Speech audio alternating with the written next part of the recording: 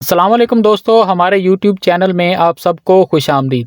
شمس المعارف، مشرق وسطیٰ میں اس کتاب کی وجہ سے خوف کیوں ہے؟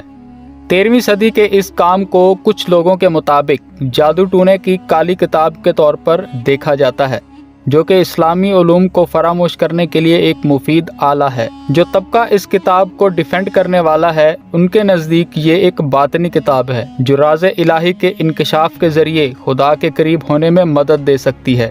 شمس المعارف اصل میں 13ویں صدی کے صوفی اسکالر احمد البونی کی تخلیق ہے، جس کا تعلق الجزائر سے تھا۔ مشرق وسطیٰ میں البونی کی کتاب صدیوں سے متنازع ہے، اگرچہ تمام علماء اس کتاب کو درست نہیں مانتے، کیونکہ وہ سمجھتے ہیں کہ اس کتاب کا متن صوفیانہ نقطہ نظر کی آڑ میں اسلام کے بارے میں غلط عقائد پر مبنی ہے۔ بعد ازاں یہ بھی کہ شمس یعنی سورج جادو کے جنون کے خطرات کو ظاہر کرتا ہے، جو مسلمانوں کو جنوں، جادو اور توہم پرستی کی سیاہ دنیا میں لے جا سکتا ہے۔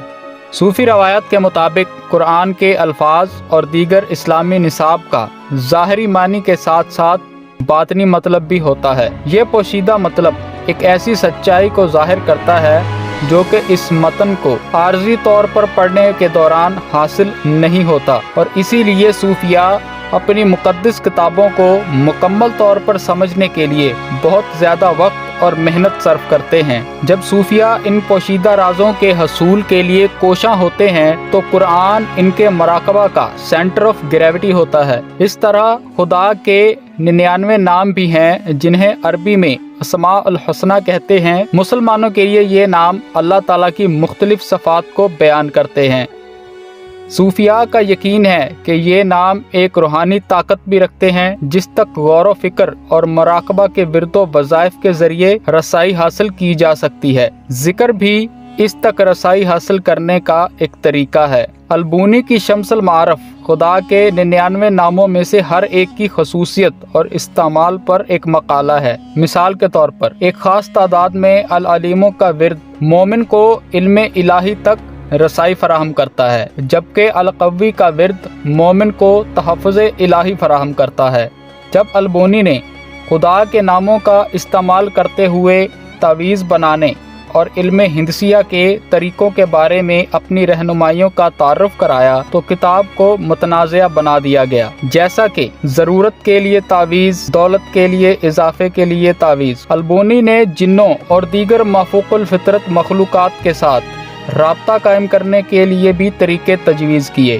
14ویں صدی تک ماہر عمرانیات ابن خلدون اور ماہر الہیات ابن تیمیہ جیسے علماء نے البونی اور اس کے ہم عصر ابن عربی کو بدعتی قرار دے کر ان کے کام کو سحر یا جادو قرار دے دیا۔ اس طرح کی مذمت بھی مسلمانوں کے اس کتاب میں دلچسپی لینے کی کمی کا باعث نہ بن سکی۔ احمد البونی کی تحریروں کو جدید دور کے کچھ علماء نے جادوگری کے طور پر تنقید کا نشانہ بنایا، لیکن اس کے باوجود ان کی تخلیقات کو 19ویں صدی میں اعلیٰ تعلیم یافتہ، متقی اور بعض اوقات سیاسی طور پر طاقتور مسلمانوں نے بڑے پیمانے پر نقل کیا اور پڑھا۔ اپنے دور میں البونی ایک ماہر الہیات یا تھیولوجن، ایک صوفی، ایک ریاضی دان اور فلسفی کے طور پر جانا جاتا تھا۔ انہیں ایک صوفی استاد سمجھا جاتا تھا۔ ابن عربی کے ساتھ پڑھنے والے البونی ایک ایسے دور میں رہتے تھے جس میں تصوف مسلمانوں میں بہت مقبول تھا، اور اس طرح کے نظریات کے حامل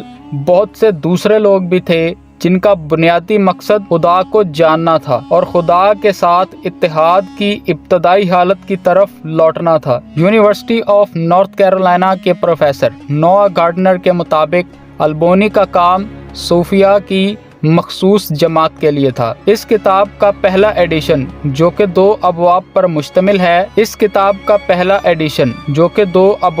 مشتمل ہے رنگین نقشوں، دعائیہ نسخوں اور عددی خطوط سے بھرا ہوا ہے تاکہ ان سے پوشیدہ معنی معلوم کرنے میں مدد ملے۔ یہ کتاب بعد میں علم الحروف کے نام سے مشہور ہوئی۔ البونی کا یہ نظریہ تھا کہ قرآن کے 28 عربی حروف میں سب کی اپنی اپنی عددی ویلیو ہے۔ ان پر اسرار حروف کے مجموعہ کا حوالہ کچھ اس طرح دیا گیا۔ مثال کے طور پر جیسا کہ قرآن کریم کی سورہ بقرہ अलिफ लाम मीम से शुरू होती है और सूरह मरियम काफ हा या आइन स्वाद से शुरू होती है। अलबूनी ने हरूफ और आदाद का इस्तेमाल करते हुए सियारों की सफ़बंदी के मुताबिक वसी नुस्खे बनाए, जिनको नाक़दीन ने बाद में जादुई नुस्खों के तौर पर बयान किया। अलबूनी के दौर से सदियों पहले हिंदुस्तान और इराक जैसी जगहों पर जादुई नुस्खों का इस्तेमाल किया जाता था, लेकिन अलबूनी का काम मुसलमानों के लिए तैयार किए गए पहले खुफिया खतूत में से एक था। ये नज़रियात 15वीं सदी में इस कदर फैल गए कि हिंदुस्तान में फौजियों के जंगी लिबास के नीचे इन अददी तावीज़ी नुस्खों की नकल करके इन्हें पहनाया जाता था। अलबूनी ने फरिश्तों और जिन्नों तक रसाई हासिल करने की भी हिदायत लिखी और इस बात का भी ख्याल रखा कि गलती से भी किसी बुरी मखलूक को ना पुकारा जाए। कहा जाता है कि जिन्नों को हाजिर करना माहिर सूफिया के जरिए ही मुमकिन था, क्योंकि इनकी बुलंद रूहानी हालत ने इन्हें ज़मीनी और रूहानी दुनिया के दरमियान सालस के तौर पर काम करने की इजाज़त दी है। 1225 में अलबूनी की मौत के बाद इस किताब का 40 अबवाब पर मुश्तमिल एक तवील नुस्खा मंजरे आम पर आया, जो कि कई सालों की मेहनत थी और इसको लिखने में कई गुमनाम मुसन्निफीन ने इस उम्मीद के साथ ताउन किया कि वो अपने इस काम को अलबूनी के असल काम के साथ मुंसलिक करके इसको मकबूल बना देंगे। ये तवील नुस्खा जो आज भी मौजूद है, इसका तर्जमा उर्दू, तुर्किश, इंडोनेशियन और स्पेनिश ज़बानों में भी किया जा चुका है। जादुई समझे जाने वाली इस किताब ने मुसलमानों के दरमियान साजिशों और अफसानों को जन्म दिया। कुछ जनूब एशियाई ममालिक, जिनमें पाकिस्तान और हिंदुस्तान शामिल हैं, इन ममालिक में अलबूनी के तावीज़ाती नुस्खे अक्सर दुकान या घरों में दीवारों पर या खिड़कियों पर लटके होते हैं ताकि इनसे फ़ायदा हो। कुछ लोग पीरों या सूफी रहनुमाओं के पास जाते हैं कि इनसे मिले तावीज़ पहनने से बीमारों को शिफा मिलेगी या इनकी दौलत में इजाफा होगा। इस किताब का एक अंग्रेजी वर्जन 2022 में शाया हुआ था और ये ऑनलाइन भी दस्तयाब है। अमेज़न पर एक जायजे में लिखा गया है कि ये एक बुरी और नागवार किताब है जो किसी को काला जादू करने के बारे में बताती है।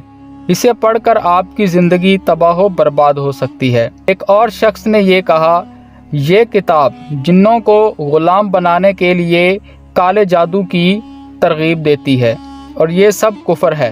बहस का दूसरा रुख किताब के बारे में एक वीडियो के कमेंट सेक्शन में अलबूनी का एक पुरस्कार अपने आप को मुसद्दका रूहानी मुआलिज कहता है, लिखता है कि शम्सुल मारिफ काले जादू की किताब नहीं, ये हिकमत की किताब है और ये गैब की दुनिया के कवानीन की वजाहत करती है। इस इल्म की गहराई बहुत ज्यादा है। अलबूनी के काम की अहलियत पर आज भी बहस जारी है। कुछ लोग इसे तौहीन आमेज करार देते हैं तो कुछ हिकमत की किताब कहते हैं।